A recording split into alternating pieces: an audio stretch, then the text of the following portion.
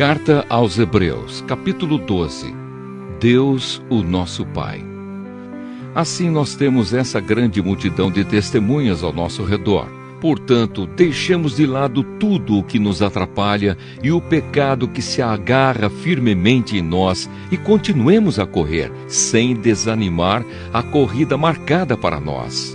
Conservemos os nossos olhos fixos em Jesus, pois é por meio dele que a nossa fé começa e é ele quem a aperfeiçoa. Ele não deixou que a cruz fizesse com que ele desistisse.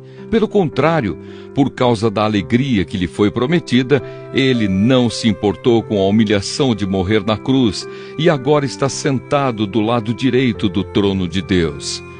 Pense no sofrimento dele e como suportou com paciência o ódio dos pecadores. Assim vocês não desanimem, nem desistam, porque na luta contra o pecado, vocês ainda não tiveram de combater até a morte. Será que vocês já esqueceram as palavras de encorajamento que Deus lhes disse, como se vocês fossem filhos dele? Pois ele disse: preste atenção, meu filho, quando o Senhor o castiga, e não se desanime quando ele o repreende, pois o Senhor corrige quem ele ama e castiga quem ele aceita como filho. Suportem o sofrimento com paciência, como se fosse um castigo dado por um pai, pois o sofrimento de vocês mostra que Deus os está tratando como seus filhos. Será que existe algum filho que nunca foi corrigido pelo pai?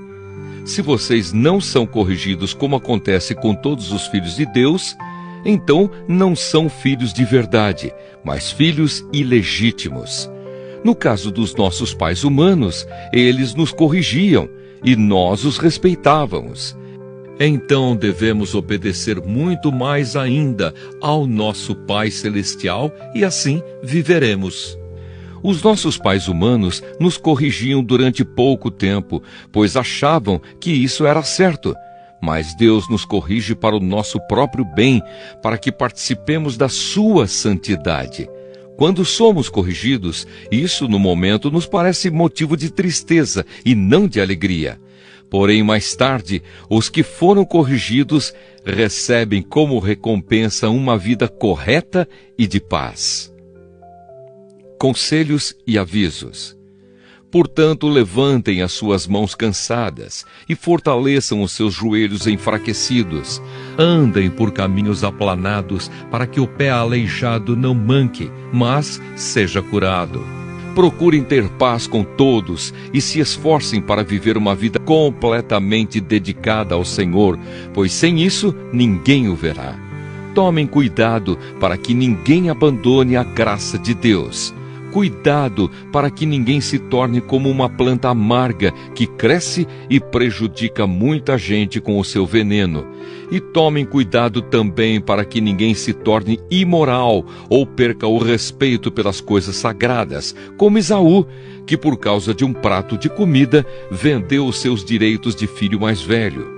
Como vocês sabem, depois ele quis receber a bênção do seu pai, mas foi rejeitado porque não encontrou modo de mudar o que havia feito, embora procurasse fazer isso até mesmo com lágrimas.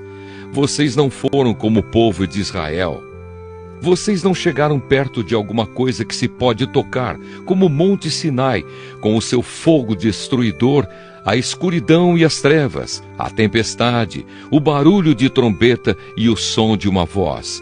Quando os israelitas ouviram a voz, pediram que ela não dissesse mais nada, pois eles não podiam suportar a ordem que dizia: até um animal, se tocar o monte, deverá ser morto a pedradas. O que estavam vendo era tão terrível que Moisés disse: estou tremendo de medo. Pelo contrário, vocês chegaram ao Monte Sião e à cidade do Deus vivo, a Jerusalém celestial com os seus milhares de anjos. Vocês chegaram à reunião alegre dos filhos mais velhos de Deus, isto é, daqueles que têm o nome deles escrito no céu. Vocês chegaram até Deus, que é o juiz de todos, e chegaram também aos espíritos dos que são corretos e que foram aperfeiçoados. Vocês chegaram até Jesus, que fez a nova aliança e que borrifou o sangue que fala de coisas muito melhores do que o sangue de Abel. Portanto, tenham cuidado e não recusem ouvir aquele que fala. Aqueles que recusaram ouvir a pessoa que entregou a mensagem divina na terra não puderam escapar. Por isso, muito menos escaparemos nós, se rejeitarmos aquele que lá do céu nos fala. Naquele tempo, a voz de Deus fez com que a terra estremecesse, mas agora ele prometeu isto: mais uma vez farei com que trema não somente a terra, mas também o céu.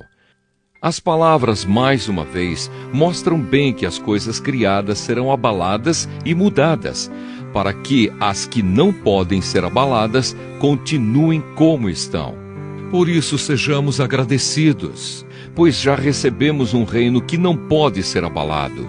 Sejamos agradecidos e adoremos a Deus de um modo que o agrade, com respeito e temor, porque na verdade o nosso Deus é um fogo destruidor.